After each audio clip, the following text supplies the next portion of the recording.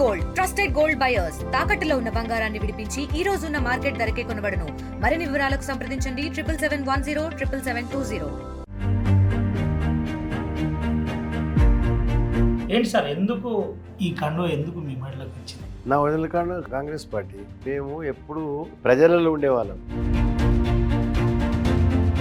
మమ్మల్ని కాంగ్రెస్ పార్టీ ఉపయోగించుకోవడం లేదు. ఎవరికి ఇంతవరకు ఏ పోస్ట్ కావాలని కూడా అడగలేదు. ఇప్పుడున్న ముఖ్యమంత్రి రేవంత్ రెడ్డి మిమ్మల్ని నమ్ముతారా? ఇక నమ్ముతానో నమ్మని ఆయన ఇష్టం. తక్కువ చేసిండు కేసీఆర్, మీకు ఎందుకు మీరు పార్టీ మారవలసి వచ్చింది? కేసీఆర్ నాకు తక్కువ చేసిన నేను ఎప్పుడు అనలే కదా. కాంగ్రెస్ పార్టీలో ఉన్న వాళ్ళే ఆయన డైరెక్ట్గా నన్ను బ్లేమ్ చేసుకుంటూ ఆయన మీద ఎన్నో అపోహలు సృష్టించి నానా ఇబ్బందులు పెడుతున్నారు. అందుకొరకే ఆయన అప్సెట్ అయ్యి శత్రువులు మిత్రులు కావచ్చు, శత్రువులు కావచ్చు, రాజకీయాలు అందుకొరకు 100% బీజేపీ నుంచి గెలిచిన మహేష్ రెడ్డి. ఇప్పుడు ఆయన ప్రధాన లక్ష్యం డబ్బు సంపాదించడం, బ్లాక్మెయిల్ చేయడము, డబ్బు సంపాదించడం. Welcome to RTV. నేను మీ రవినాయక్. ఆదిలాబాద్ జిల్లాలో అపారమైన అనుభవం ఉన్న రాజకీయ నాయకుడిని పరిచయం చేయబోతున్నాను. ఇప్పటికే మీకు అర్థమై ఉంటుంది, 2 సార్లు మంత్రిగా పనిచేసిన అనుభవం, చాలా కాలం రాజకీయ జీవితాన్ని అదేవిధంగా ప్రత్యక్ష రాజకీయాలను శాసించిన ఘనుడు. మనం ఐక్యరెడ్డితో ఉన్నాం. ఐక్యరెడ్డి గారితో మాట్లాడబోతున్నాం. నిర్మల్ తన చాలా కాలంగా ప్రయత్నం చేస్తున్నాం. ఈరోజు సార్ మనకు టైం ఇచ్చింది. సార్తో మాట్లాడు. సార్ నమస్తే సార్. నమస్కారం. ఎట్లున్నారు సార్? చాలా కాలం తర్వాత మళ్ళీ ఫైన్. అవును. ఏంటి సార్ నిర్మల్ పరిస్థితి ఏంటి? మీరు సుదీర్ఘంగా రాజకీయాల్లో ఉన్నారు, 2 సార్లు మంత్రి చేసినారు.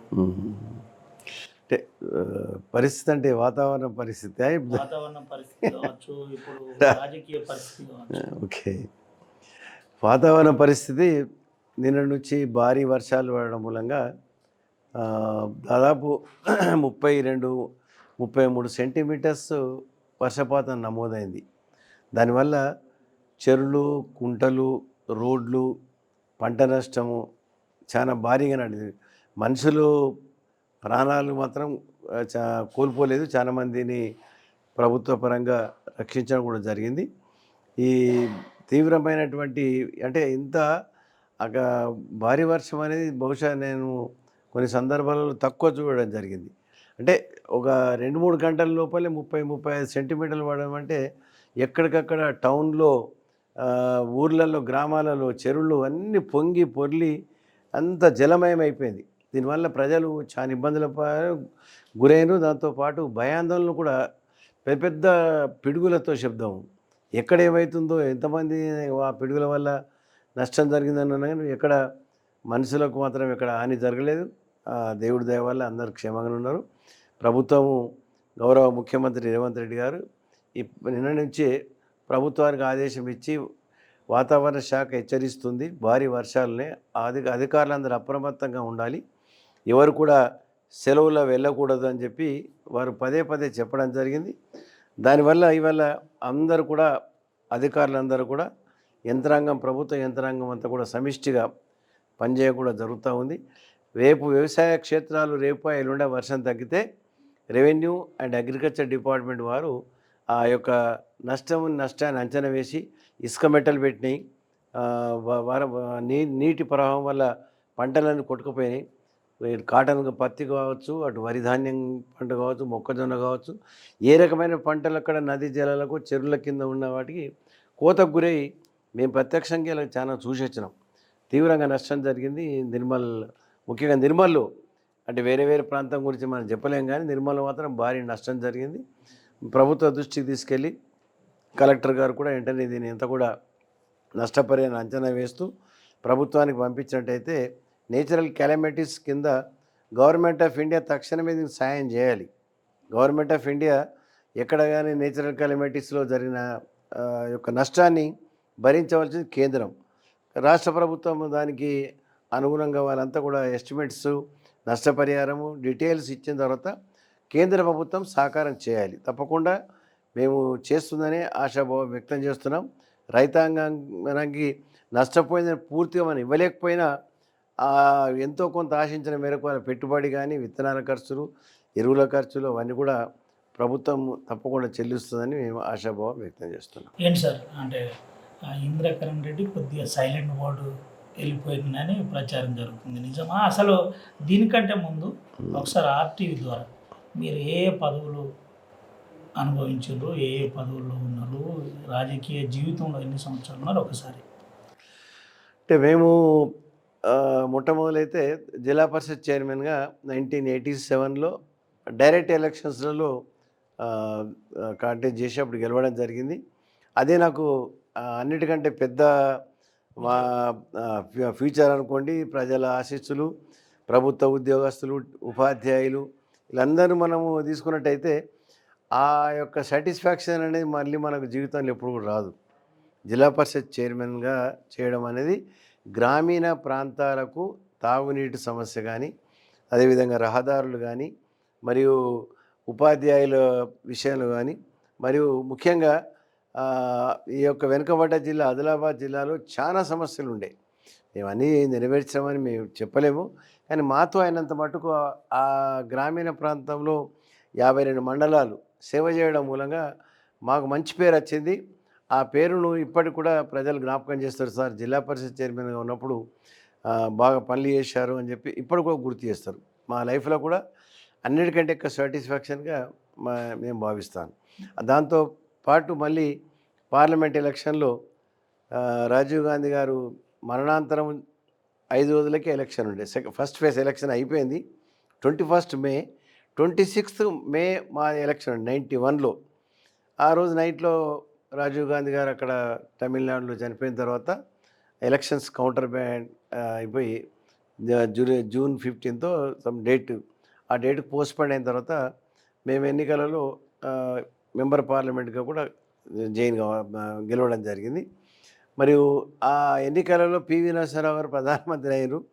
మరి మనం చూస్తాం వారు వచ్చిన తర్వాత ఈ ఎకానమీ అంతా కూడా పూర్తిగా ఆర్థిక సంస్కరణలు తీసుకొచ్చిన తర్వాత తెలంగాణ ప్రాంతము పివి నరసింహారావు గారు మన ప్రాంతం అయిన వ్యక్తి.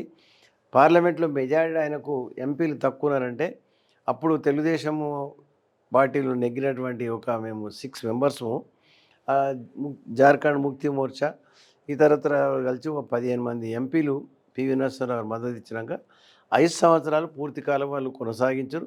దాంతో ఆర్థిక సంస్కరణలని మన్మోహన్ సింగ్ గారు ఆర్థిక శాఖ మంత్రి గారు, పివి నరసింహారావు గారు ప్రధానమంత్రి గారు. ఇది చాలా భారతదేశానికే టర్నింగ్ పాయింట్. అది మనం ఇలా చూస్తున్నాం.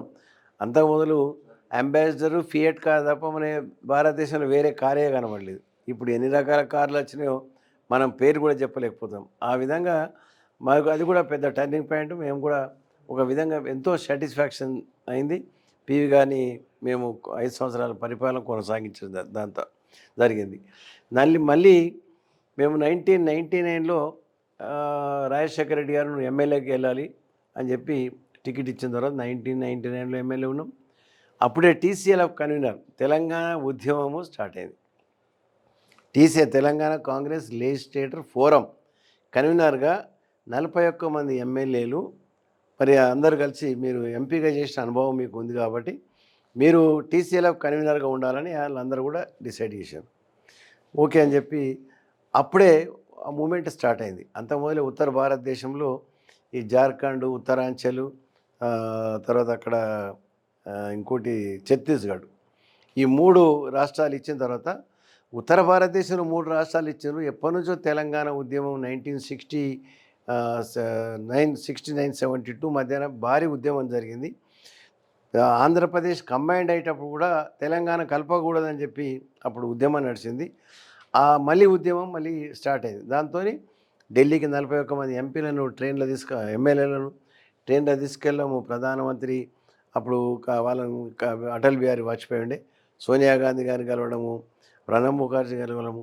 అప్పుడే సోనియా గాంధీ గారు చిన్న రాష్ట్రాల యొక్క ఒక కమిటీ ఏర్పాటు చేసి దానికి చైర్మన్గా ప్రణబ్ ముఖర్జీ గారిని పెట్టింది ఆమె.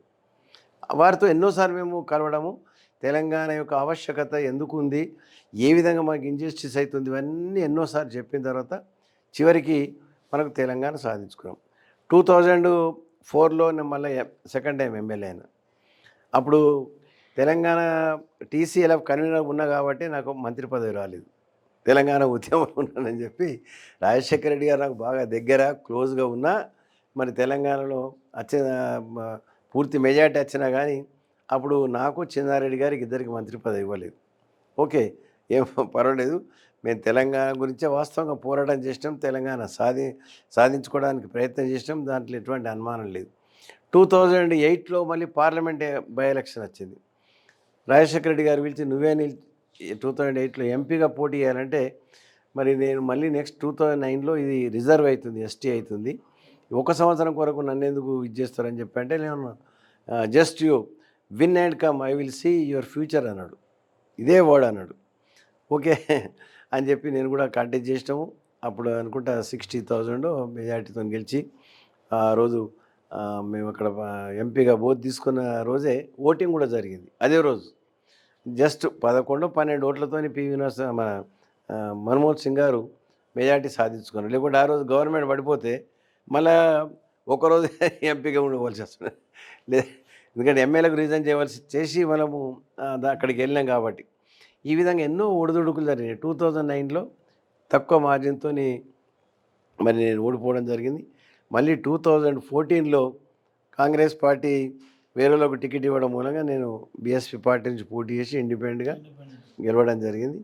దాని తర్వాత కేసీఆర్ గారి టీఆర్ఎస్ పార్టీ ప్రభుత్వం 63 సీట్లు గెలవడం, వాళ్ళు నన్ను రమ్మన్న తర్వాత కోనేరు కోనప్ప గారు ఇద్దరం వెళ్ళి జాయిన్ అయినాం. మాకు మళ్ళీ 3-4 మంత్స్ తర్వాతనే వారు మంత్రి పదవి కూడా ఇవ్వడం జరిగింది. ఈ విధంగా 2 టర్ములు మంత్రి పదవి చేసినాము. మా ఎండోమెంట్ మినిస్ట్రీ, మొదలు హౌసింగ్ మినిస్టర్ ఉండే, లా, ఈ 3 పోర్ట్ఫోలియోలు. సెకండ్ టైం ఫారెస్ట్ అండ్ లా, ఎండోమెంట్, లా, ఈ విధంగా ఉండి ఎన్వైర్న్మెంట్ అండ్ ఫారెస్ట్ మినిస్టర్ కూడా ఉండే, pollution control board, science and technology, ఇవన్నీ సమర్థవంగా నిర్వహించడం జరిగింది. ఇప్పుడు ఎన్నికలలో 2023 ఎన్నికల రిజల్టు వేరే రకంగా వచ్చింది. ప్రజలు అనేది ఎప్పుడు ఒక నమూనా ఉండరు కదా, ఎన్నో రకాలుగా ఆలోచనలు ఉంటాయి. వారి ఆలోచన మేరకు నేను పక్కకు కూర్చున్నాం, దానికి ఏమి ఇబ్బంది లేదు. అయినా కాంగ్రెస్ పార్టీలో మొదటి నుంచి మేము 23 సంవత్సరాలు మేము కాంగ్రెస్ పార్టీలో ఉన్నాం. వివిధ పదవులు నిర్వహించి రాజశేఖర రెడ్డి గారితో ఎంతో సన్నిహితంగా ఉండి బాగా పార్టీతో మాకు బాగా అనుబంధం ఉండే. అందుకొరకే మా మిత్రులు, మా శ్రేయోభిలాషులు అందరూ కూడా కాంగ్రెస్ పార్టీ రావాలన్నప్పుడు నేను కాంగ్రెస్ పార్టీలో జాయిన్ కావడం జరిగింది. దాదాపు April before parliament elections join అయినాం. ఇప్పటికీ కొనసాగుతున్నాం. మీరు అన్నట్టు నేనే సైలెంట్గా ఏం లేను, ఇవన్నీ అబ్జర్వ్ చేస్తూ ఉన్నాము. ఓన్లీ కాన్స్టిట్యున్సీ మట్టుకు మాత్రం ఏదైనా ఫంక్షన్స్ ఉన్నా కానీ, పెళ్ళిళ్ళు, శుభ కార్యక్రమాలు, ఏమైనా పరామర్శలు ఉన్నాయి, హైదరాబాద్లో పోయినప్పుడు ఇంకేదైనా ఉంటే లోకల్గా ఏమైనా పనులు చూసుకోవడం తప్ప ఇంకా అంతకంటే ఇంకా వేరే ఇన్వాల్వ్ కావడం లేదు. నేను దేంట్లో కూడా ఇది కావాలని ఇప్పటికి గవర్నమెంట్ మీద ఎక్కడ ఒత్తిడి తీసుకురాలేదు. ఎక్కడ ఎవరికి స్థానికులకు కూడా ఎవరికి ఇబ్బంది లేదు. ఎవరి పనులు వారు చేసుకుంటూ పోతున్నారు. మా జూపల్లి కృష్ణారావు గారు ఇన్ఛార్జ్ మినిస్టర్గా వచ్చారు. ఇన్ఛార్జ్ మినిస్టర్గా వచ్చినప్పుడు ఆయన ఉండాల ఇందర్భాయ్ మీద కొలిక్స్ కదా, ఆయన రాజశేఖర రెడ్డి పీరియడ్లో కూడా ఆయన మినిస్టర్ ఉండే, తర్వాత 2014 కూడా ఆయన మినిస్టర్ ఉండే, ఇద్దరం కలిసే ఉంటుంది. మాకు ఆయనకు మంచి సంబంధాలు ఉన్నాయి. మన 2 రోజులు అక్కడ ఆదిలాబాదు, ఆసిఫాబాదు, నిర్మల్ అంతా కలిసి తిరిగినాం. ఇప్పుడు కూడా నిన్న పడ్డటువంటి భారీ వర్షాలకు మేమే, ఎవరు పిలవకున్నా మేము వెళ్ళి ప్రజల గురించి, ఒక నాయకత్వం ఉన్నటువంటి వాళ్ళు మనం వెళ్ళి ఆ రోడ్లో తిరిగినట్టయితే అధికారులు అప్రమత్తమవుతారు, ప్రజలకు కూడా ఒక భరోసా, విశ్వాసం వస్తుంది. అరే అటువంటి నాయకులేమో ప్రజలకు దగ్గరికి వెళ్ళి ఏదైనా ఇబ్బంది ఉన్నా చూడడానికి వెళ్ళిందని చెప్పి వెంటనే అధికారులు కూడా, నేను వెళ్ళిన 6 గంటకు అధికారులు కూడా రోడ్డు మీదకి వచ్చాను. అంతమూలు ఎవరు కనబడలే. నేను అది ఇలా టీవీలో కూడా చెప్పినాను. ఇది మనం ఏంటంటే వాళ్ళకు మనోధైర్యం ఇవ్వడము, ప్రజలందరూ కూడా వచ్చి ఓరుకోరు సాయం చేయడము, ఎన్నో రకాలుగా మనము నిన్న చూడడం జరిగింది. ఇవాళ కూడా పొద్దున్న నుంచి కంటిన్యూషన్గా తిరిగినాము. ఆ మునిపల్లి గ్రామం కొన్ని ఆయన అక్కడ పశువులు మేపడానికి వెళ్ళి అక్కడ చిక్కుకుపోయాడు. వారిని కూడా వారి యొక్క ఎన్డీఆర్ఎఫ్ వాళ్ళ సహకారంతో బయట తీసుకురావడం జరిగింది. ఈ విధంగా మనుషుల నష్టం ఎక్కడ జరగలే కానీ ఇలా మనం చూసినటువంటి విషయాలు నిజంగా కూడా చాలా బాధాకరము. పంట చేతికి వచ్చే సమయంలో చెడిపోయినాయి. ఎన్నో ఇళ్ళల్లో నీళ్ళు వచ్చేది, వంట చేసుకునే అవి కూడా చెడిపోయినాయి. చాలా ఇబ్బందులకు గురయ్యారు. ఏదైనా రాజకీయ జీవితంలో 7 times నన్ను నిర్మల్ ప్రజలు, ఆదిలాబాద్ ప్రజలు గెలిపించినందుకు వారికి ఎప్పటికీ కృతజ్ఞతలు, ధన్యవాదాలు కూడా తెలుపుతాను. ఇంద్రకరణ్ రెడ్డి గారు, మీతో ఒక 4 నుండి 5 క్వశ్చన్లో సూటిగా అడుగుతాను.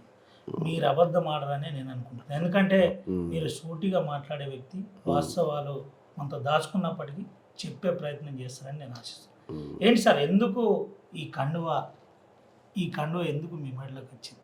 ఇదా మీ ఒరిజినల్ కండువ ఏంది అసలు? నా ఒరిజినల్ కాంగ్రెస్ పార్టీ. ఏంటి, కంఫర్ట్గా ఉన్నారా? నేనా ఉమ్మడి రాష్ట్రాన్ని శాసించిన మీరు, ఉమ్మడి జిల్లాను శాసించిన మీరు కొంత ఇన్కన్వీనియన్స్ ఏమని అనిపిస్తుందా? ఇన్కన్వీనియన్స్ అంటే మేము ఎప్పుడూ ప్రజలలో ఉండేవాళ్ళం. ఏదో చాటుకు మాటుకు ఉండి ఏదో కార్యక్రమాలు నడిపించేవాళ్ళం కాదు కదా. మాకు బాధ్యతలు అంటూ ఇప్పుడు ఏం లేవు. కొడుకు బిడ్డ అందరూ సెటిల్ అయిపోయారు. మేము వాళ్ళ మీద ఇంకేదో ప్రెషర్గా ఉండాలని లేదు. మేము ఫ్రీగా ఉన్నప్పుడు మేము కాంగ్రెస్ పార్టీలో జాయిన్ అయినాం. పార్లమెంట్ ఎలక్షన్ కంటే బిఫోర్ ఎన్ని ఓట్లు వచ్చినాయి, పార్లమెంట్ ఎన్నికలలో ఎన్ని ఓట్లు వచ్చినాయి. మమ్మల్ని కాంగ్రెస్ పార్టీ ఉపయోగించుకోవడం లేదు. అదే అడగబోతున్నా, నేను అదే చెప్తున్నా కదా, కాంగ్రెస్ పార్టీ ఉపయోగించుకోవడం లేదు. మేము రెడీ టు వర్క్ ఉన్నాము. మేము ఏమైనా పోస్ట్ కావాలనో, మళ్ళీ ఎమ్మెల్సీ కావాలన్నా, లేకుంటే రాజ్యసభ మెంబర్ కావాలన్నా, ఎవరికి ఇంతవరకు ఏ పోస్ట్ కావాలని కూడా అడగలేదు. ఏదైనా ఒక పైరవి కూడా పోయి ఇది కావాలన్న పర్సనల్ కూడా అడిగింది కూడా లేదు. మేము ప్రజలలో ఉన్నాం కాబట్టి. ఇప్పుడు నాకు ఎవరైనా చెప్పినా రాత్రికి వెళ్ళాలా, ప్రజల దగ్గరికి పోవాలని చెప్పింది, మా అంతలో మేమే వెళ్ళినాం. ఎందుకంటే ప్రజలంటే మాకు ఒక అభిమానము. అరే ఎన్నిసార్లు మనకు గెలిపించిండ్రు, ఎన్నిసార్లు మనతో ఉన్నారు, వాళ్ళకి ఇబ్బందులు అయితే మనకు బాగుండదనే మేము వెళ్ళడం జరిగింది. అందుకోసమే పార్టీ ఉపయోగించుకొని చెప్పి పిసిసి ప్రెసిడెంట్ గారికి ఎన్నోసార్లు చెప్పించినాం. ముఖ్యమంత్రి గారికి కూడా చెప్పడం జరిగింది. మన వైఎం నరేందర్ రెడ్డి గారు కూడా అడ్వైజర్ ఉన్నారు, వారికి కూడా చెప్పడం జరిగింది. తర్వాత ఇన్ఛార్జ్ మినిస్టర్స్ ఉండి గతంలో సీతక్క ఉండే, ఇప్పుడు జూపల్లి కృష్ణారావు వచ్చారు. మమ్మల్ని ఉపయోగించుకోండి అని చెప్తున్నాను అంతే. ఇంకా ఏ విధంగా ఉపయోగించుకుంటారు అనేది వాళ్ళది. మేము రాజశేఖర రెడ్డి పీరియడ్లో కూడా ఉన్నాము.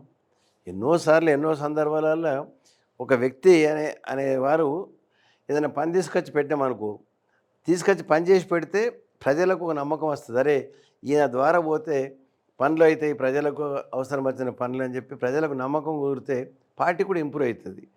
ఆ విధంగా జరుగుతుంది. నోరు నిండా పిలిచే రాజశేఖర్ రెడ్డి లాంటి వాళ్ళే ఇంద్రకరణ్ రెడ్డితో జాగ్రత్త ఉన్నారు.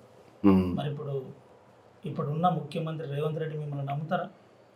ఇక నమ్మని ఆయన ఇష్టం. నేను ఒకసారి కాండా వేసుకున్న రోజు కలిసినాను, మళ్ళీ ఒకసారి కోనప్ప మేము ఇద్దరం వెళ్ళి కలిసాను అంతే. మళ్ళీ ఫర్దర్గా ఇప్పటికీ నేను గర్వలేదు. మీ సోదరుడు కోనప్ప మళ్ళీ గర్వాపచ్చి సినిమా స్టార్ట్ అయింది, నడుస్తుంది.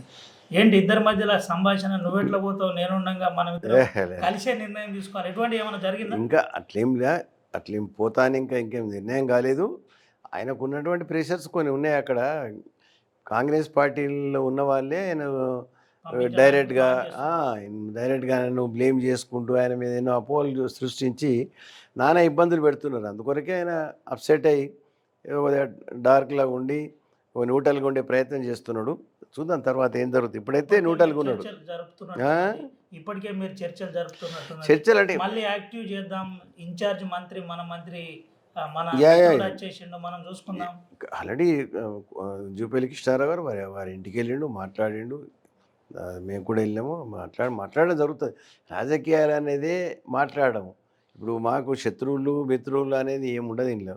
శత్రువులు మిత్రులు కావచ్చు, శత్రువులు కావచ్చు, రాజకీయాలు అనేది. అందుకొరకు కోనప్ప మేము కూడా ఆయనకు అన్ని విధాలుగా చెప్తున్నాం. కానీ కొంతమంది శక్తులు ఆయనను కాంగ్రెస్ పార్టీలో ఉండకుండా ఎన్నో రకాలుగా ఇబ్బంది పెడుతున్నారు. దాంతోనే ఆయన కొంచెం అప్సెట్ ఉన్నాడు. అదర్వైజ్ కాంగ్రెస్ పార్టీతో ఫుల్ సాటిస్ఫాక్షన్ ఉండేవాడు. చూద్దాం, ఇప్పటికైనా ఇంకా దూరం ఏమి వెళ్ళలేదు, ప్రయత్నం చేస్తున్నాం. చాణక్యుడు ఇంద్రకరణ్ రెడ్డి కోటపల్లి నుండి కెరమేరి, ఆదిలాబాదు, ఇటు లక్ష్మణ్ చాంద, సారంగపూర్ వరకు ఇక్కడ ఇంద్రన్న పేరు చెప్పిన 100 మంది రోడ్డు మీద నిలబడతారు. అటువంటి ఇంద్రన్న ఇబ్బంది పడుతున్నాడు, బయటికి వెళ్ళడానికి మనసు ఒప్పుకోవట్లేదు. నేను అన్నీ చేసిన ఆయన నన్ను ఓడగొట్టిందని దగ్గరి సన్నిహితులతో చెప్తున్నట్టు నిజమేనా? నేను ఓడగొట్టిన ప్రజల మీద ఎప్పుడు మేము అబాండం వేయం కానీ అంటే ఇన్ని పనులు చేసినామని చెప్పి మనకు ఒక బాధ అనేది ఉంటుంది తప్పకుండా. బా గతంలో ఇప్పుడు గెలిచినటువంటి వ్యక్తి గతంలో 2009 to 14 ఉండే నిర్మల్ ప్రజలు అన్ని రకాలుగా చూసిండ్రు. ఇప్పుడు 2023లో కూడా ఆయన గెలిచాడు. ఏ విధంగా ఒక మతం మీద దాని మీద తీసుకొచ్చి తప్ప ఏదో అభివృద్ధి చేస్తా అడగబోతున్నా. నిర్మల్ మాస్టర్ ప్లాన్, నిర్మల్ అభివృద్ధి చేస్తాం, మీరు మంత్రిగా ఉన్నప్పుడు చేయడం. సరే ఇప్పుడు ఇప్పుడు మీరు ఏం నిశ్శబ్దంగా ఉన్నారు, ఏం మాట్లాడలేదు ఎందుకు? మేము ఇప్పుడు ఎట్లుంటే ఒక వ్యక్తి మన మీద గెలిచిండు. గెలిచిన తర్వాత ఆయన కూడా సమయం ఇవ్వకుంటే వేరే ప్రజలు ఏమంటారు, అరే నువ్వు గెలిచి సంవత్సరం కూడా కాలేదు ఆయనను ఇప్పుడే వాళ్ళ మీద అబండాలు వేస్తున్నావు, సమయం ఇవ్వండి అని అంటారు. సమయం 1.5 year ఇచ్చినాం. 1 సంవత్సరం 6 నెలలు ఇచ్చినాము. ఇప్పుడు 6 నెలలు కాదు, 1 సంవత్సరం 8 నెలలు కూడా అయిపోతుంది. 1 year 8 months అంది. నేను ఆల్రెడీ 1 month 1.5 month కిందనే స్టార్ట్ చేసినాను. ఆయన ఏమేమి మెయిన్ తీసుకొచ్చినాయి, మెడికల్ కాలేజ్ అనుకోండి, నర్సింగ్ కాలేజ్ అనుకోండి, ఇంకా ఫామ్ ఆయిల్ ఫ్యాక్టరీ అనుకోండి, అదేవిధంగా ఇక్కడ హరిత హోటల్ కానీ, ఈ విధంగా ఎన్నో ఇప్పుడు 600 బెడ్రూమ్ డబుల్ బెడ్రూమ్, ఈ విధంగా ఎన్నో ఇష్యూస్ ఉన్నాయి. అవన్నీ కూడా ఇందిరాకరణ్ రెడ్డికి పేరు వస్తుందని చెప్పి ఎక్కడికక్కడ కట్టేలు చేసి ఆపడానికి ప్రయత్నం చేస్తున్నాడు. మేము ప్రెస్ కాన్ఫరెన్స్ పెట్టి వార్నింగ్ కూడా ఇచ్చినాం. అప్పటి నుంచి ఒక్కొక్కటి మెల్లమెల్లగా స్టార్ట్ అవుతుంది. మా ఉద్దేశం ఏంటంటే నిర్మల్ నియోజకవర్గాన్ని మేము తీసుకొచ్చిన పనులన్నీ కూడా అవన్నీ కూడా మెటీరియలైజ్ అయితే కొంతమందికి నిరుద్యోగులకు ఉద్యోగాలు వచ్చే అవకాశం ఉంటుంది. కాన్స్టిట్యున్సీ డెవలప్మెంట్ అవుతుంది. జిల్లా హెడ్ క్వార్టర్ వచ్చింది. జిల్లా అయిన తర్వాత ఇంకా అభివృద్ధి కావాలని ఆలోచిస్తారు తప్ప తెచ్చినటువంటి దాన్ని పనులు మెటీరియలైజ్ కాకుండా చూసే వ్యక్తులను ఏ విధంగా ప్రజలు మరి గుర్తుంచుకుంటారు భవిష్యత్తులో? మేమైతే నిజంగా కూడా ఆ వ్యక్తికి అభివృద్ధి మీద లేదు, కేవలము ఇప్పుడు పైరవీలు హైదరాబాద్లో బ్లాక్మెయిల్ చేయడం తప్ప ఇంకొక పని పెట్టుకోలేదు ఆయన. కేవలం అంతా ఓన్లీ డబ్బు సంపాదించడమే ప్రధాన ధ్యేయంగా పెట్టుకున్నాడు. ఇందిరాకరణ్ రెడ్డి 100% బీజేపీ నుంచి గెలిచిన మహేశ్వర్ రెడ్డి. ఆయన ఏంటంటే ఇప్పుడు ఇందిరాకరణ్ రెడ్డి ఇన్ని పనులు చేసిండు, ఇన్ని దేవాలయాలు కట్టించిండు, ఇన్ని రోడ్లు, నాకేం పని మిగిలేకుండా పని చేసి పెట్టిండు గ్రామాలలో. చేద్దాం అడిగేటోడు కూడా లేడు ఆయనకి ఇది కావాలని. అటువంటిప్పుడు ఇందిరాకరణ్ రెడ్డిని ఈ ప్రజలు ఓడగొట్టిండ్రు. నేను ఎన్ని పనులు చేస్తే నేను ఇందిరాకరణ్ రెడ్డి స్థాయికి పోవాలా? ఏం చేసినా నేను స్థాయికి పోను. మేము అప్పుడు చేసే రిబ్బెన్ కటింగ్లు కొబ్బరికాయలు కూడా జరుగుతుంది. ఇప్పుడు ఆయన ఏమనుకుంటున్నాడు, డబ్బు సంపాదించుకునే ప్రధాన లక్ష్యంగా పెట్టుకున్నాడు. ఇక్కడ ఉండు తిరుగుడు ఇదంతా, రాత్రికి వచ్చి పండుకుంటే పొద్దున 11 గంటల దాకా ఎవరికి లేదు, ఆఫీసర్లను దిట్టుడు, ఇవే పనులు కట్టుకున్నాడు. ఆయనకు నిర్మల్తో సంబంధం లేదు, రేపు భవిష్యత్తులో వస్తా గ్యారెంటీ కూడా లేదు. ఇప్పుడు ఆయన ప్రధాన లక్ష్యం డబ్బు సంపాదించడం, బ్లాక్మెయిల్ చేయడము, డబ్బు సంపాదించడం. ఆర్టీ యాక్ట్లో ఒక 3 రిటైర్ ఆయన అధికారులు ఇంట్లో పెట్టుకున్నాడు. వాళ్ళతోని ఆర్టీ యాక్ట్కు పంపడము, ఇవాళను ఫోన్లు చేసి మళ్ళీ బ్లాక్మెయిల్ చేయడం. నీకు మీద ఈ అభియోగం వచ్చింది, నువ్వు సెటిల్ చేసుకుంటావా లేకుంటే నేను బజార్కి ఇడ్చుకుంటావా? నా దగ్గర ఆధారం అంటే ఎన్నో నాకు కూడా ఫీడ్బ్యాక్ తీసుకుంటాం మేము, వాటి ఏమి చెప్పాం. నేను ఇప్పుడు మాట్లాడిన అన్నీ కూడా అన్నిటికీ ఫీడ్బ్యాక్తోనే మాట్లాడుతున్నాను. లైఫ్లో ఎప్పుడు అబద్ధం ఆడేది లేదు. ఇది నేను ఇందిరాకరణ్ రెడ్డి ఒక్కడు మాట్లాడతలేను, నేను కొన్ని వేల ప్రజల గొంతుకంతో మాట్లాడుతున్నాను, అందరి ఫీడ్బ్యాక్తోనే మాట్లాడుతున్నా. నేను పోతుంటే సార్ ఇట్లనట అని చెప్తున్నా. నిర్మల్ అక్కడ నిర్మల్ ఎమ్మెల్యే అంటే ఎవరో బ్లాక్మెయిల్ బిజినెస్ చేస్తాడు ఆయన అని అంటున్నారు. ఇప్పుడు ఇక్కడ రైస్ మిల్లర్ దగ్గర ఎంత డబ్బు తీసుకున్నాడు నేను బజార్లో అడిగే వాళ్ళకి చెప్తారు ఎంత డబ్బు తీసుకున్నాడు. ఇక వేరే కాంట్రాక్టులు ఇప్పుడు వర్క్ స్టార్ట్గా చేయడానికి నువ్వు వచ్చి పర్సంటేజ్ మాట్లాడి డబ్బు ఇస్తేనే వర్క్ స్టార్ట్ చేయలేకుండా అని ఇవన్నీ ఆపేసిండు. ఎందుకు ఆపేసిండు? ప్రెస్ కాన్ఫరెన్స్లో పెట్టి ఓపెన్ చెప్పిన ఆయన. కాంట్రాక్టర్ కూడా మాకు ఫీడ్బ్యాక్ ఇస్తున్నారు, ఎందుకు పని చేస్తలేవంటే సార్ ఉన్నది ఈ సమస్య ఉంది ఇట్లా ఉంది ఓపెన్ చెప్తున్నారు పాపాలు. అరే అందరికీ మరి ఎందరో మంది నేను ఆ విధంగా డబ్బు అడిగినా మీకు కానీ ఎన్నోసార్లు ఆయన కూడా ఇందిరాకరణ్ రెడ్డి ఎన్నో డెవలప్మెంట్ చేసిండు, మరి మీరు ఎందుకు ఇచ్చేస్తున్నారు, డెవలప్మెంట్ ఎందుకు ఆపుతున్నారు కానీ నాకు కావాల్సింది పర్సంటేజ్ అంతే. ఆ విధంగా కాన్స్టిట్యూన్సీ తిరోగమనానికి వెళ్ళిపోతుంది, అభివృద్ధి కాదు. ఎట్లుంది సార్? అంటే మీరు సీనియర్ నాయకునిగా ఉన్నారు, జిల్లా పరిషత్ నుండి ఢిల్లీ వరకు చూసిన పరిస్థితి, అన్ని రాజకీయాలు నిశితంగా రాష్ట్రంలో జిల్లాలో గమనించాం. ఎట్లుంది ప్రస్తుతం కాంగ్రెస్ పాలన ఎట్లుంది? కాంగ్రెస్ పాలన అంటే స్తబ్దత ఉంది. అంటే నేను గాంధీ భవన్లో మీటింగ్లో కానీ, ఆ మీనాక్షి నటరాజన్ సమక్షంలో పిసిసి ప్రెసిడెంట్ కానీ, ఇవందరి ముందర మేము చెప్పడం జరిగింది, నరేందర్ రెడ్డి గారికి కానీ. ఇప్పుడు మనము కాంగ్రెస్ పార్టీ అనేది సంక్షేమ కార్యక్రమాలు బాగా గొప్పగా చేస్తుంది, నో డౌట్, బాగానే ఉన్న సంక్షేమ కార్యక్రమం. మీరు పోయి ప్రజలకు ఎవరు చెప్పుకుంటున్నారు? గాంధీ భవన్లో ఉన్నది ఒక మహేష్ కుమార్ గౌడ్ పిసిసి ప్రెసిడెంట్, కింద కార్యవర్గం అనేది ఎవరు లేరు. ఒక జిల్లా ఒక కార్యవర్గం ఉంటే ఒక vice president, general secretary, joint secretary, ఇంకో రకంగా ఉంటే, బాబు ఈ 2 జిల్లాలు నువ్వు చూసుకో, అక్కడ ఏం జరుగుతుంది, మరి పార్టీని ఇంప్రూవ్ చేయడానికి మనం ఏం ప్రయత్నం చేయాలా. ఇలా 4 కార్యకర్తలు ఉంటే, ఆయన మంచి కార్యకర్త ఉంటే నెలకు 40 మందిని తయారు చేయొచ్చు. ఆయన పార్టీ వట్టినే డెవలప్ కాదు కదా, మన మీద కూడా ఉంటుంది మాట్లాడి, టైం ఇవ్వాలా దానికి, పోయి సంక్షేమ కార్యక్రమాలు ఏంది. ప్రజల్లో ఎట్లుంది కాంగ్రెస్ పార్టీకి వ్యతిరేకత లేదు, నిజం చెప్పండి. నిజంగా చెప్తున్నా, కాంగ్రెస్ పార్టీకి ఎక్కడ వ్యతిరేకత లేదు. మన ప్రచార కార్యక్రమాలు సక్రమంగా లేక ప్రజల దగ్గరికి ఇప్పుడు 200 యూనిట్లు కరెంట్ ఇస్తున్నారు మా నిర్మలనే. మీ ఇంటికి కరెంట్ వస్తుందా, ఫ్రీ వస్తుందా?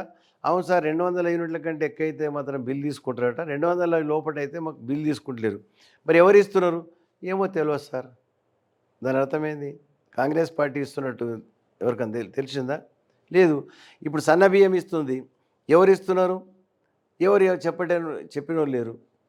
మరి అదేవిధంగా రేషన్ కార్డులు 10 సంవత్సరాల నుంచి వాస్తవంగా నాకు ఎందరో మంది, సార్ మాకు పెళ్ళి అయింది, మా భార్య మేము వేరు ఉంటున్నాం, పిల్లలు వేరు ఉంటున్నాం సార్, మాకు రేషన్ కార్డుతో ఎన్నో పనులు ఉంటాయి సార్, ఆరోగ్యశ్రీ వస్తుంది, పాస్పోర్ట్కి అప్లై చేసుకున్నాం, ఎన్నో రకాలుగా మాకు ఉంటాయి సార్, రేషన్ కార్డు అని మనం ఇన్ని రేషన్ కార్డులు ఇచ్చినాం. ఎక్కడన్నా ప్రచారం చేసుకున్నారా? ఎవరు రేషన్ కార్డు ఎవరు ఇచ్చారంటే ప్రభుత్వం ఇచ్చింది అంటున్నారు అంతే. ఏ పార్టీ ఇచ్చిందని కూడా చెప్పే పరిస్థితులు లేరు.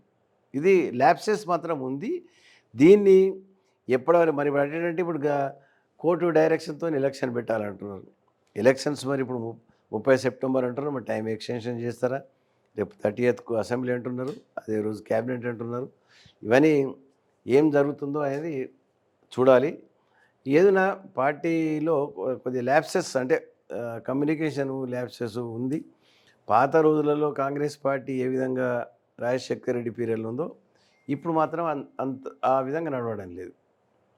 మేము పొద్దున వెళ్తే సాయంత్రం వరకు మా వెంబడ 20 మంది కార్యకర్తలు ఉంటే కల్పించి ఆయన భుజం మీద చేసి అప్పుడు ఇంత టెక్నాలజీ కూడా లేకుండే కదా, సెల్ ఫోన్లు, ఈ పవర్ఫుల్ పోర్ట్ఫోలియో గతంలో మీరు మంత్రిగా చేసిన పరిస్థితి. అప్పటి ప్రభుత్వం ఇప్పటి ప్రభుత్వం యూరియా కొరత వచ్చిందని అంటున్నారు. ఎందుకు వచ్చి ఉంటుంది ఏంటి? మీరు అప్పుడు ఉన్నారు క్రియాశీలకంగా.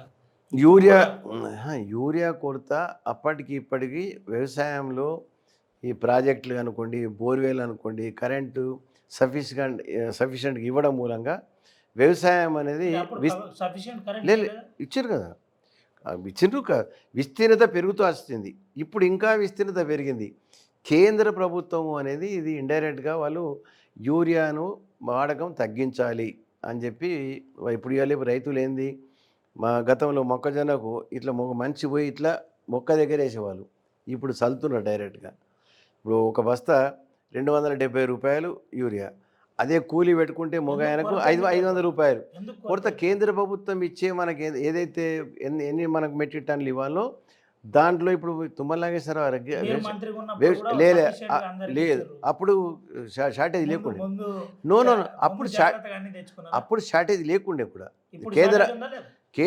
ఇప్పుడు షార్టేజ్ ఉందంటే కేంద్ర ప్రభుత్వం అప్పుడు ఎంత ఉందో మన కోట అలాట్మెంట్ చేస్తుండో కోట బరాబర్ ఇచ్చిండ్రు. ఇప్పుడు ఆ కోట ఇవ్వడం లేదు.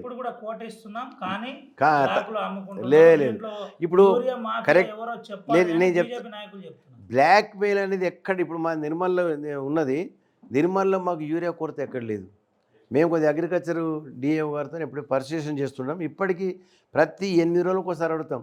ఏమో అగ్రికల్చర్ డిఏఓ గారు ఏదైనా అంజప్రసాద్ గారు ఉన్నాడు, ఏమైనా యూరియా షార్టేజ్ లేదు సార్, ఏదైనా ఉంటే మీకు చెప్తాం మేము, మాకు మాత్రం ఉన్న దాంట్లో సఫిషియెంట్గా ఉంది, ఎక్కడ క్యూలు లైన్లో మాత్రం నిలబడడం లేదు, ఎవ్వరికి అటువంటి పరిస్థితి లేదు.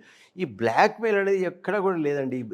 ఇన్ఛార్జ్ మంత్రి సీతక్క మార్పులో క్రియాశీలక పాత్ర ఇంద్రకరణ్ రెడ్డి అని అంటున్నాను, నిజమా? మేము గంత స్థాయికి పోలేదు. ఇప్పుడు ఇంద్రకరణ్ రెడ్డి ఒక సీతక్క కొంతమంది నేరుగా లేదు, పొంగులేటి శ్రీనివాసరెడ్డిని కలిసిండ్రు. శ్రీనివాసరెడ్డి టీం అంతా కలిసి వేం నరేందర్ దగ్గర మీటింగ్ జరిగింది. తర్వాతనే పక్కా స్కెచ్. నేను అటువంటి అంతవరకు నేను కాంగ్రెస్ పార్టీలో చక్రం తిప్పే స్థాయికి ఇంకెళ్ళలేదు.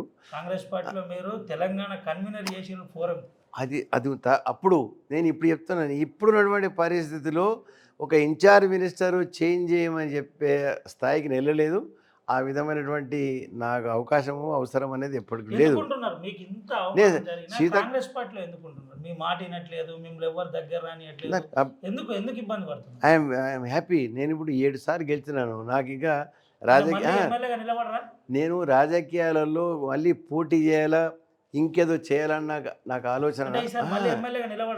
నేను ప్రజలు కోరుకుంటే, otherwise I'm not interested direct contest చేస్తాను. మాట వేస్తున్నాడు పక్కా, ఇంద్రకరణ్ రెడ్డి మాట వేస్తున్నాడు, చాలా తెలివిగలడు, వేస్తాడు, అందుకనే తిరుగుతున్నారు అంటున్నాడు. నేను ఆ ఉద్దేశం ఎక్కడ కూడా చెప్పలేదు. ఇప్పుడు లోకల్ బాడీ ఎలక్షన్స్ ఉన్నాయి, మనం నమ్ముకున్నటువంటి వాళ్ళు వ్యక్తులు కూడా ఉన్నారు కదా. మీరు వారు ఇప్పుడు మున్సిపల్ కౌన్సిలర్ చైర్మన్ ఉన్నారు, సర్పంచ్లు ఉంటారు, జడ్పీటీసీలు ఉంటారు, జిల్లా పరిషత్ చైర్మన్ ఉంటారు, కోఆపరేటివ్ ఉంటారు. వీళ్ళందరికీ ఒక రాజకీయంగా దీంట్లో మంచి చెడు మంచి కాంగ్రెస్ ఏ గ్రూప్ కు కాంగ్రెస్ బి గ్రూప్ కు నేను ఎక్కడ గ్రూప్ ఇప్పటిదాకా అనలేదు. నేను ఎవరి దగ్గరికి అనుకోండి, ఎవరితో పని చేయించుకోండి అని చెప్తా తప్ప మీరు వాళ్ళ దగ్గరికి వెళ్ళొద్దు, వీళ్ళ దగ్గరికి వెళ్ళొద్దు. నేను నా ధోరణి ఎప్పుడు లేదు. పార్టీ బలపడితే అందరు యూనైట్గా ఉంటేనే బలపడుతుంది. ఎవరికి వారు ఇండివిజువల్గా పోతే ప్రజా అంతే. తక్కువ చేసిండు కేసీఆర్, మీకు ఎందుకు మీరు పార్టీ మారవలసి వచ్చింది? కేసీఆర్ నాకు తక్కువ చేసిండు, నేను ఇప్పుడు అనలే కదా. నేను 2 సార్లు మంత్రి చేసిండు, నేను అడిగిన నల్లని ఇచ్చిండు. జిల్లాలో ఉమ్మడి ఆదిలాబాద్ జిల్లా ఇన్ఛార్జింగ్ చేసిండు 100%. అంటే అప్పుడు నేను కావాలంటే అది రాత్రి పూట టేబుల్ మీద కూర్చుండి అన్ని రకాలుగా, నేను చెప్పను సంతకం ఎప్పుడంటే అప్పుడు పెట్టి. నేను అటువంటి ఇంద్రకరణ్ రెడ్డి ఎందుకు పార్టీ మారవచ్చు? నేను కేసీఆర్ నాకు చేయలేని నేను అంటలేను, కేసీఆర్ అన్నీ చేసిండు. నేను ఇప్పుడు ఇంత ఎలక్షన్లో పోటీ చేస్తానో లేకుంటే లబ్ధి పొందాలనో పైరవీలు చేయించుకుంటానో కాంగ్రెస్ పట్టాలేదు. నేను గతంలో 23-24 సంవత్సరాలు పనిచేసినాను. నేను ఇక చివరిగా కాంగ్రెస్ పార్టీలో ఉంటే నా సంతృప్తి అని చెప్పి నేను వచ్చినాను. ఇక రీజనల్ పార్టీ అనేది చాలు. తెలుగుదేశంలో ఎన్టీ రామారావు నా అభిమాన నాయకుడు ఉండే, మేము చిన్నప్పటి నుంచి కొట్లాటలు చేసుకున్నాము. ఓ గ్రూప్ అక్కినేని నాగేశ్వరరావు అంటుండే, ఇంకో గ్రూప్ ఎన్టీ రామారావు అంటుండే, మేమంతా ఎన్టీ రామారావు గ్రూపు. అందుకొరకు ఆ అభిమానంతో మేము తెలుగుదేశం పార్టీలో ఉన్నాము. కన్వీనర్ ఉంటే జిల్లా పరిషత్ చైర్మన్ ఉన్నా, ఎంపీకి అయినాను. దాని తర్వాత పీవీ గారికి సపోర్ట్ ఇచ్చినాం. ఇప్పుడు ఆ కాంగ్రెస్ పార్టీలో మేము అంతిమంగా ఉండడానికి మేము నిశ్చయం చేసుకున్నాం, అంతే తప్ప ఇక మేము టీఆర్ఎస్ పార్టీ మారే కూర్చొని సమస్య లేదు.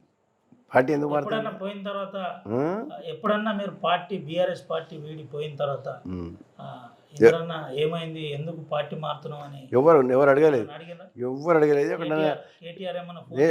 కేటీఆర్ చేయలే, ఫోన్ ఎవరు చేయలేదు. హరీష్ రావు మాత్రమే అక్కడ పెళ్ళిలో కలిసినా కానీ దగ్గరికి వచ్చి అన్న బాగున్నారని చేతిలో చేయి కలిపిపోతాడు. ఆయన ఒక్కడు మాత్రం కరెక్ట్గా మాట్లాడతాడు అంతే. ఇంకా మేము ఎవరితో మాట్లాడే పరిస్థితి లేదు.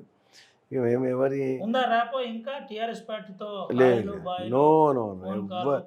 ఎవరితో ఫోన్ లేదు, ఎవరితో కలిసేది. ముందు శిష్యుని పంపి తర్వాత గురువు పోవడానికి అన్ని ఏర్పాట్లు జరుగుతున్నాయి. అది ఏం లేదు. ఏం జరుగుతుంది సార్? ఏం చేయబోతున్నారు రానున్న రోజుల్లో ఈ జిల్లాలో కానీ మీ నియోజకవర్గంలో కానీ ఏం చేయబోతున్నారు? ఇప్పుడైతే 100%గా రేపు లోకల్ స్థానిక ఎన్నికలలో కాంగ్రెస్ పార్టీ విజయం సాధిస్తుంది. అదే ట్రెండు ముందరు పోతుంది అంతే తప్ప లోకల్ బాడీ ఎలక్షన్లు ఎప్పుడైనా కానీ గవర్నమెంట్ రూలింగ్ పార్టీకే ఎక్కువ అవకాశాలు ఉంటాయి. ఇప్పుడు ఎవరైనా ఇప్పుడు సమయం కూడా ఎక్కువ కాలేదు కదా, 1 year 8 months అయింది.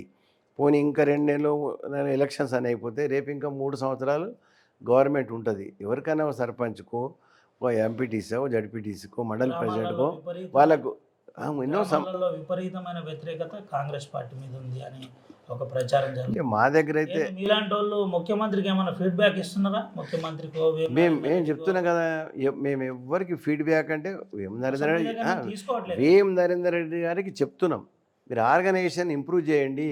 ఏదైతే మనం చేస్తున్నటువంటి సంక్షేమ కార్యక్రమాలు ప్రజల దగ్గరికి వెళ్ళే విధంగా మీరు ప్రయత్నం చేయమని మేము చెప్తున్నాం తప్ప డైరెక్ట్గా ముఖ్యమంత్రి దగ్గరికి వెళ్ళి ఇంకేదో ఇది అది మేము చెప్పడం లేదు. అటువంటి ఆలోచనే మాకు లేదు. పార్టీ ఇప్పుడున్న పరిస్థితిలో అన్ని రకాలుగా ఇబ్బందులు ఏం లేవు, మంచిగానే ఉంది. రేపు ఎవరైనా కానీ ఈ విధంగా ఎన్నికలలో ప్రతి ఒక్కరు కూడా నేను ఫ్రీ ఇస్తాను అని చెప్పి కాంపిటీషన్లో పోతే ఏ ప్రభుత్వం వచ్చినా ఇంతే ఉంటుంది అంతే. ఏది అన్ని ఇప్పుడు మనం ఇచ్చే స్థాయి పెరిగిపోయింది. ఇంకా కూడా రేపు ఇది ఎలక్షన్ గెలవాలంటే ఇంకా నీకు అది ఇస్తాను ఇది ఇస్తాను అంటే ఇది కూడా ఇంకేమి మిగిలదు. ఇక నిర్మల్ వరదల్లో చిక్కుకుపోవడానికి వరుసగా నీళ్లలో ఫ్లడ్ కాలనీలో వాటర్ రావడానికి పాలకుల పాపమే అని నాయకులు అంటున్నారు, ప్రజలు అంటున్నారు. దీన్ని ఏమంటారు మీరు ప్రజలకు? ఇప్పుడు గతంలో ఇదే మహేశ్వర్ రెడ్డి ఈ నిర్మల్లో నీళ్ళు రావడానికి ఇంద్రకరణ్ రెడ్డి చెరువులను కబ్జా పెట్టుకున్నాడు, అందుకోసమే నీళ్ళని రోడ్డు మీకు వస్తుందని చెప్పాడు. మరి ఇప్పుడు ఎవరు కబ్జా? ఇప్పుడు ఇంద్రకరణ్ రెడ్డి పక్కకు జరిగి 1 సంవత్సరం 8 నెలలు అయింది. నీ దగ్గర దమ్ము ధైర్యం ఉంటే ఎక్కడన్నా ఒక గుంట భూమి ఎక్కడన్నా ఉంటే మరి ఎందుకు బయట పెట్టలేదు? ఇప్పుడు మంజలాపూర్ అనే గ్రామం ఏదైతే మనము టౌన్ ప్లానింగ్లో టౌన్ ప్లానింగా మాస్టర్ ప్లాన్ ఇంద్రకరణ్ రెడ్డి దీని అంతా కూడా కమర్షియల్ చేయించిండు అని చెప్పి చెప్పాను. స్వయంగా మా థియేటరే మా థియేటరే గ్రీన్ ఛానల్ ఉంది.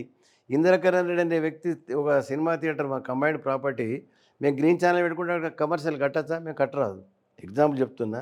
మేము అటువంటి ఇన్వాల్వ్ అయితే నేను మా థియేటర్ ఎందుకు పెట్టుకుంటుంటే? ఈయన అబద్ధాల పుట్ట.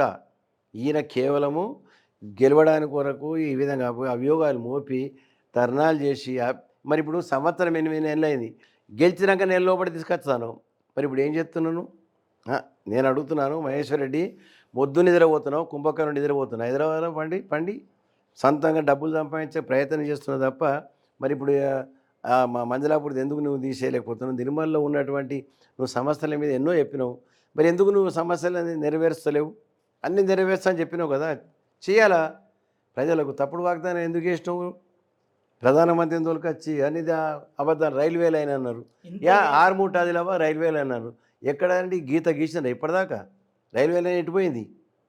ఇవన్నీ చెప్పడం అందరు చెప్తారు. మేము ఎక్కడ కూడా అబద్ధాన్ని చెప్పలేదు, మేము ఎవరికి కూడా చెప్పనటువంటి పనులు ఎన్నో చేసినాం. రంగుల లైట్లు, డబుల్ లైన్ రోడ్లు, ఊరు దగ్గరే కలెక్టరేట్ కట్టించిండు, కమిషనరేట్ కట్టించిండు మేము ఇంద్రకరణ్ రెడ్డి. దీనివల్ల ప్రజలకు అసౌకర్యం అందుకనే ఇంద్రన్నకు ఓటేయలేదని బయట ప్రచారం. అదంతా బోగస్. ఇప్పుడు ఇక్కడ భీమునిగుట్ట మీద కలెక్టరేట్ కడదామంటే బీజేపీ వాళ్ళే ఇక్కడ వద్దని చెప్తే కేసీఆర్ గారే బ్రదర్ నీకెందుకు బీజేపీ వాళ్ళు వద్దంటున్నారు, నేను కమిటీ వేస్తాను, 5 మెంబర్ కమిటీ వేసిండు, నీ ఇష్టం దగ్గర కట్టి నేను ఎక్కడ ఇన్వాల్వ్ అన్నాను 100%. స్థలం అంతా చూస్తే ఎక్కడ నిర్మల లెంగితే కలెక్టరేట్కి అప్పుడు ఎంత అడిగింది? దగ్గర 25 acres మినిమం అడిగారు. మరి ఎక్కడైనా భూమి ఉన్నదా ఇప్పటికైనా? నిర్మల్ లేదు. మంచిర్యాలలో నిర్మల ల్యాండ్స్ అవైలబుల్ లేదు. వారే కమిటీ వేస్తే వారు ఎక్కడ చూసుకున్నారు.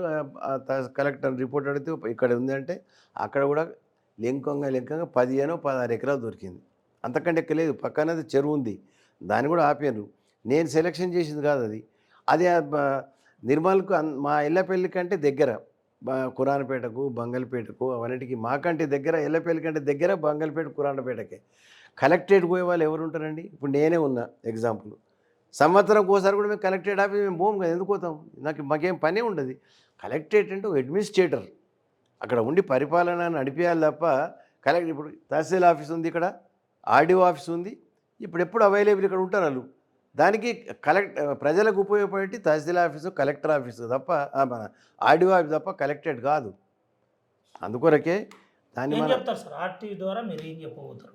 కాంగ్రెస్ పార్టీకి ఏమని చెప్పబోతారు? ఒక రాజకీయ కాంగ్రెస్ పార్టీ ఇంకా వాళ్ళు ఇప్పుడైతే మీనాక్షి నటరాజన్ గారు వచ్చినారో వారు సామాన్య కార్యకర్తలాగా మరి ఉన్నటువంటి వ్యక్తి బాగా అన్ని రకాలుగా కాంగ్రెస్ పార్టీ ఇంప్రూవ్ చేస్తానని ఆమె రాహుల్ గాంధీ గారు పంపించారు, ప్రయత్నం చేస్తుంది. ఇప్పటికైనా కాంగ్రెస్ పార్టీలో మా అటువంటి వాళ్ళను ఉపయోగించుకుంటే పార్టీ తప్పకుండా ముందుకెళ్తుంది. మేము 4 గోడల మధ్యన కూర్చుండే ఉంటున్నాము, మేము బయటకు వెళ్ళడం లేదు. మా ఏదైనా పెళ్ళిళ్ళు పరామర్శలు ఇంకేదైనా ఉంటే అంతే. నాకు వ్యాపారం లేదు, లేకుంటే ఇంకో బాధ్యత లేదు, ఇంకోటి లేదు. I'm free bird for people service, అంతే తప్ప ఇంకోటి లేదు. మీ ఛానల్ ద్వారా కూడా కాంగ్రెస్ పార్టీని ఇంప్రూవ్ చేయమని కోరుతున్నాం. మేము కాంగ్రెస్ పార్టీ తప్ప మాకు వేరే పార్టీ పోయే ఆలోచన లేదు. మా జీవితము ఫైనల్గా కాంగ్రెస్ పార్టీలో ఉంటుందని రైట్ సార్, థ్యాంక్ యూ. ఇది పరిస్థితి. నా జీవితం చివరి వరకు కాంగ్రెస్ పార్టీలోనే ఉంటాను. గతంలో సుదీర్ఘకాలం కాంగ్రెస్ పార్టీలో పనిచేశాను. తెలంగాణ ఉద్యమంలో కూడా నాది క్రియాశీలక పాత్ర, కీలకమైన పాత్ర. నాకు అప్పుడే రాజశేఖర్ రెడ్డి ప్రేమగా నేనేం చేయాలో ఒక డిజైన్ చేసేది అని చెబుతున్న పరిస్థితి. దీంతోపాటు మొద్దు నిద్రపోతున్నావా స్థానిక ఎమ్మెల్యే మహేశ్వర్ రెడ్డి అని నేరుగా ఇంద్రకరణ్ రెడ్డి చెబుతున్న పరిస్థితి. జిల్లాలో పట్టున్న విషయం వాస్తవం. కోనప్పకు కావాలని కొంతమంది ఇబ్బంది పెట్టి పార్టీలో నుండి బయటికి పంపించే ప్రయత్నం చేస్తున్నారని చెబుతున్నారు. దీంతోపాటు కేసీఆర్ మీద కోపంతో నేను పోలేదు, నేను పోవాలనే కాంగ్రెస్ పార్టీలో పోయాను, చివరిగా కాంగ్రెస్ పార్టీలోనే నా అంతిమం అని చెబుతున్న పరిస్థితి. ప్రజలు కోరుకుంటే, మళ్ళీ చెబుతున్నాను, ప్రజలు కోరుకుంటే ఖచ్చితంగా నేను మళ్ళీ పోటీ చేస్తాను. ఈ పాలనకు ఏదైతే జరుగుతున్న యథార్థానికి వరద లాంటి ఇబ్బందులకు నాకు ఎటువంటి సంబంధం లేదు. పక్కగా ప్రణాళికబద్ధంగానే ముఖ్యమంత్రి చెప్పినట్టుగానే కలెక్టరేట్ కట్టించడం జరిగింది. అంతకుమించి నా సొంత నిర్ణయం ఏది లేదని చెబుతున్నారు.